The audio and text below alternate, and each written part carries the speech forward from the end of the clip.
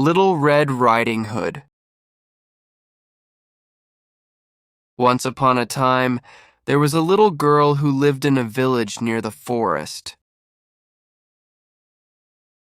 Whenever she went out, the little girl wore a red riding cloak, so everyone in the village called her Little Red Riding Hood.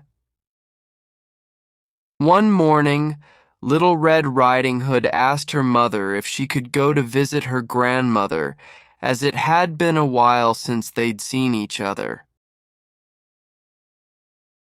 "That's a good idea," her mother said.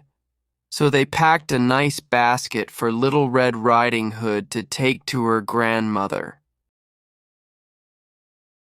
When the basket was ready, the little girl put on her red cloak and kissed her mother goodbye.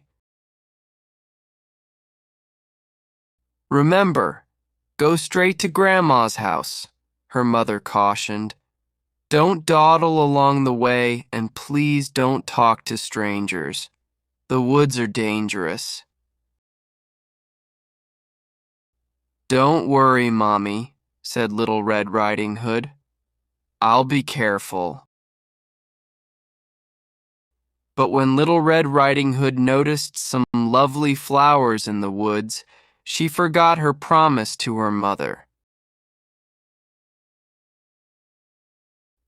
She picked a few, watched the butterflies flit about for a while, listened to the frogs croaking, and then picked a few more. Little Red Riding Hood was enjoying the warm summer day so much that she didn't notice a dark shadow approaching out of the forest behind her. Suddenly the wolf appeared beside her. "What are you doing out here, little girl?" The wolf asked it in a voice as friendly as he could muster. "I'm on my way to see my grandma who lives through the forest near the brook," Little Red Riding Hood replied. Then she realized how late she was and quickly excused herself, rushing down the path to her grandma's house. The wolf, in the meantime, took a shortcut. The wolf, a little out of breath from running, arrived at Grandma's and knocked lightly at the door. "Oh, thank goodness, dear. Come in, come in. I was worried sick that something had happened to you in the forest," said Grandma, thinking that the knock was her granddaughter. The wolf let himself in. Poor Granny did not have time to say another word before the wolf gobbled her up. The wolf let out a satisfied burp and then poked through Granny's wardrobe to find a nightgown that he liked. He added a frilly sleeping cap and, for good measure, dabbed some of Granny's perfume behind his pointy ears. A few minutes later, Red Riding Hood knocked on the door. The wolf jumped into bed and pulled the covers over his nose. "Who is it?" he called in a cackly voice. "It's me, Little Red Riding Hood." "Oh, how lovely. Do come in, my dear," croaked the wolf. When Little Red Riding Hood entered the little cottage, she could scarcely recognize her grandmother. "Grandmother, your voice sounds so odd. Is something the matter?" she asked. "Oh, I just have touch of a cold," squeaked the wolf, adding a cough at the end to prove the point.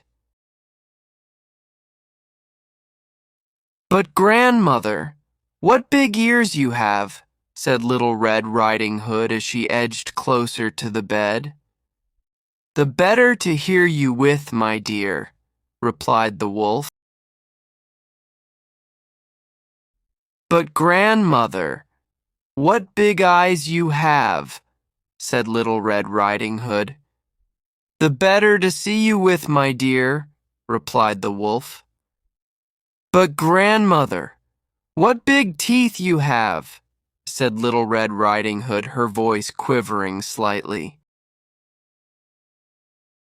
The better to eat you with, my dear, roared the wolf, and he leapt out of the bed and began to chase the little girl.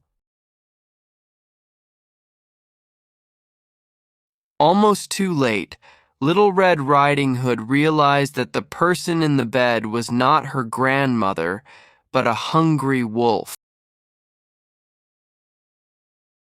She ran across the room and through the door, shouting, "Help! Wolf!"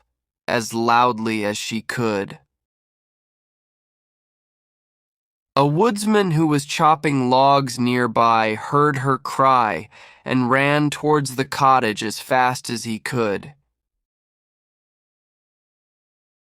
He grabbed the wolf and made him spit out the poor grandmother, who was a bit frazzled by the whole experience but still in one piece.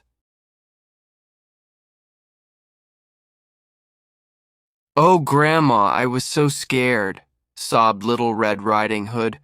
"I'll never speak to strangers or dawdle in the forest again."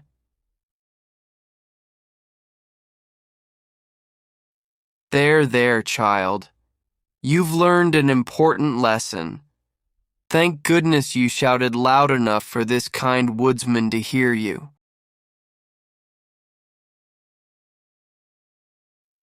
The woodsman knocked out the wolf and carried him deep into the forest, where he wouldn't bother people any longer.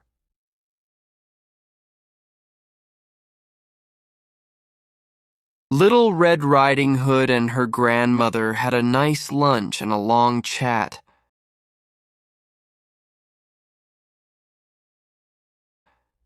Moral of the story is, do not trust the strangers blindly.